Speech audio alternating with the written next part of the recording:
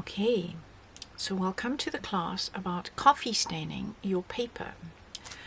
What I have done is I like to use a ready-made notebook, and I am using Stamperia's stone paper cover.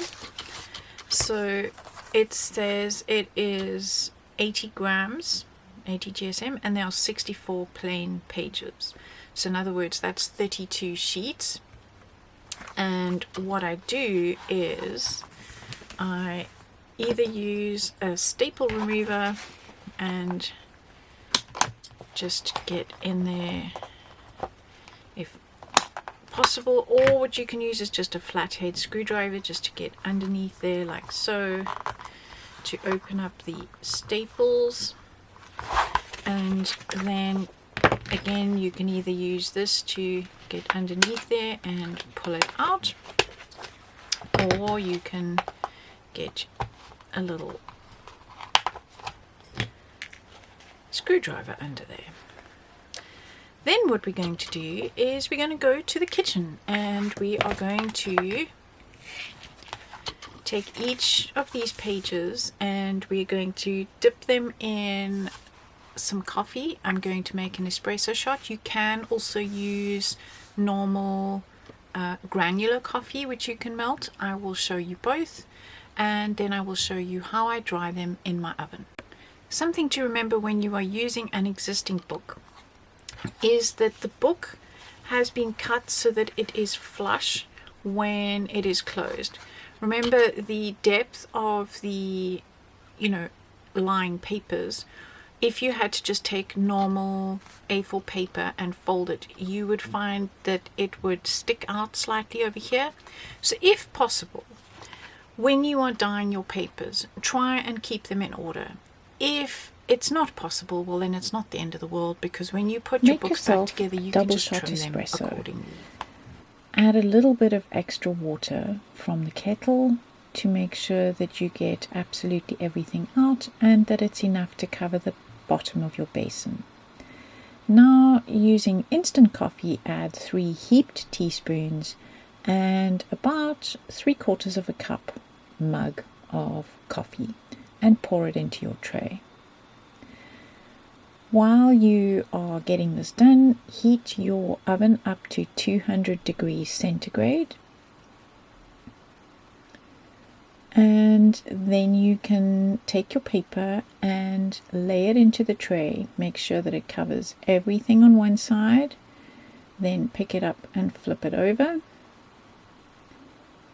and get everything covered on the other side. If there were any air bubbles, just take a couple of drops and add it to the space on the paper where the air bubble is. Then pick up your paper out of the coffee and let it drain. Holding it at a diagonal angle helps to get the excess off. And then lay it onto your baking paper on your oven tray. Once your oven has got temperature, pop it into your oven for about a minute, then open it and turn over the paper, and voila!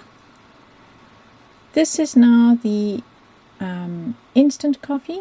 Well, it will be the instant coffee. I'm putting away the barista coffee and bringing in the instant coffee. The instant coffee looks a lot stronger, but the interesting thing is, once it has baked and dried, it pretty much looks the same as the barista coffee. I'm sure you could add another spoon of instant coffee if you want it darker, or less if you want it lighter. That is the pleasure of working with instant coffee. You have more control over the depth of color that you can get with the coffee by adding more or less to your mixture. And I do the same thing, pop it into the oven for a minute, turn it over and let it dry. Now, once everything is done, and I did 6 of each, I am ironing the papers just to make them nice and flat. They still have a slight crinkle and a really delicious rattly noise to them once you have added the coffee. So I'm just keeping them in two different piles. I've got the barista coffee in one and the instant coffee in another, just so that I can show you the difference. You of course don't have to do both, but I just thought I would show you what both look like. Right, they're all done. I have got both the barista coffee and the instant coffee. I did not do all the pages, I just took out 6. So I've still got a few to use for something else. And I did try and keep them in order. So in theory, let's fold them one at a time. And let's just see if they need to go inside each other or outside each other. I'm going to stick them inside each other and see what happens.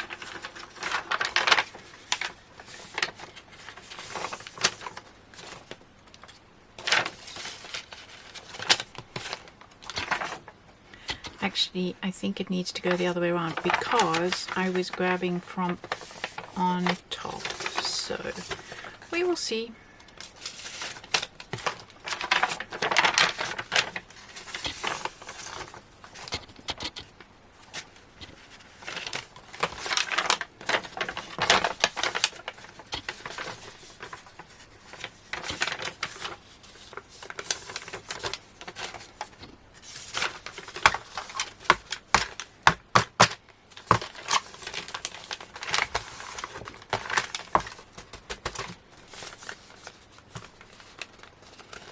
Yep, they need to go the other way around, so is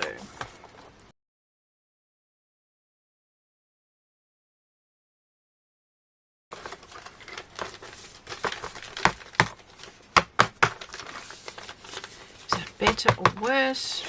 No, that is definitely worse, so they're going like that. So we revert.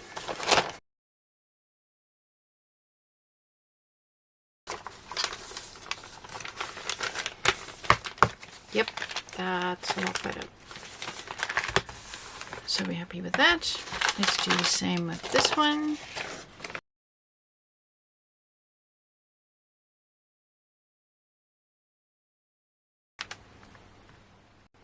Okay, so to be honest, the instant coffee is slightly darker and the color variation is slightly stronger.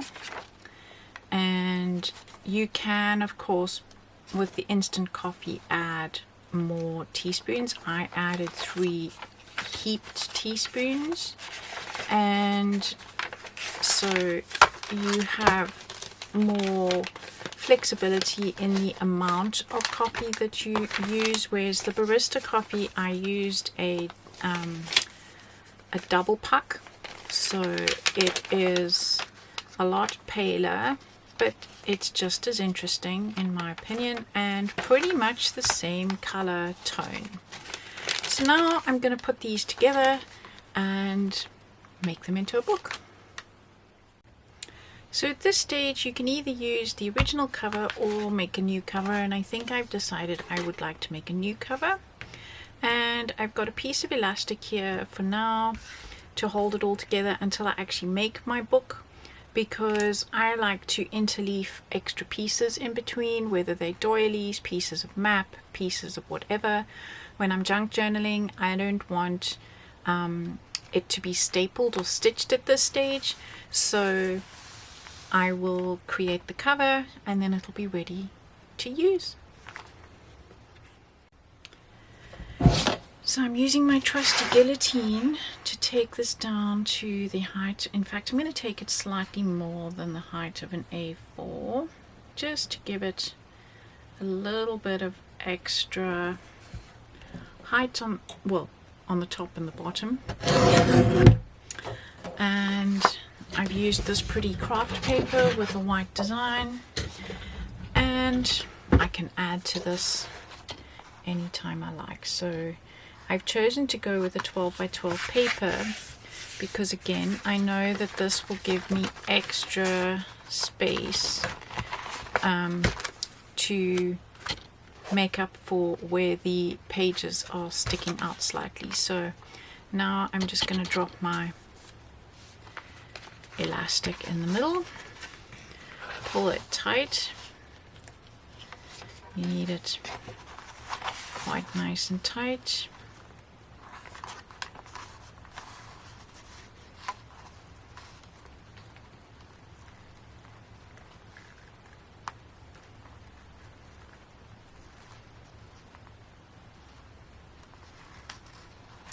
That's better. So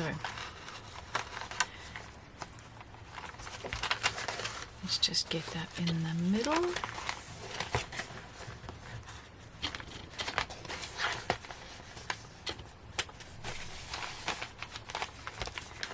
There we go. And now this leaves me free to slip things in between the pages if I would like to. So if I want to add something, and then when I've finished with my entire book, then I can stitch it or staple it closed. So that is how I coffee stain my pages for my journals.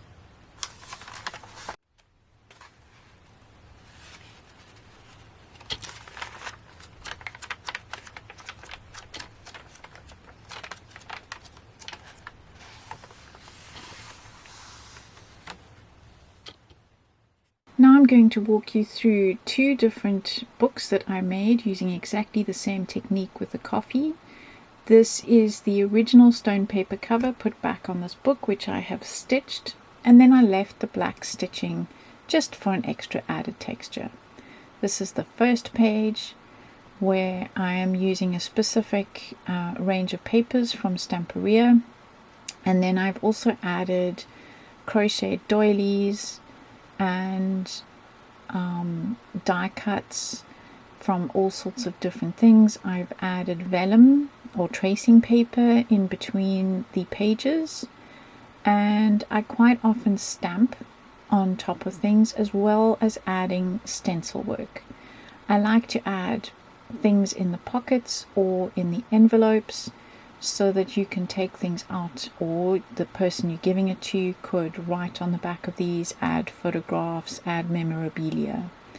And so this doily is slotted between the pages. Here you can see it lifted up in the middle.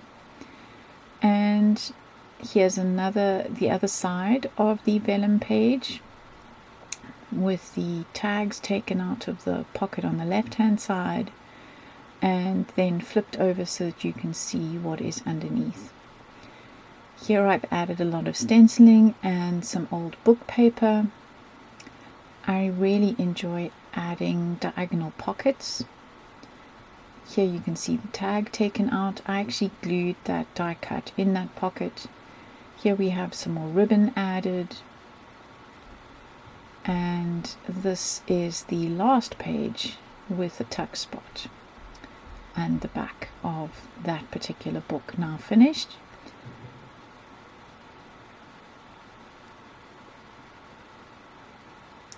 And a final close-up. Those are handmade paper roses as well.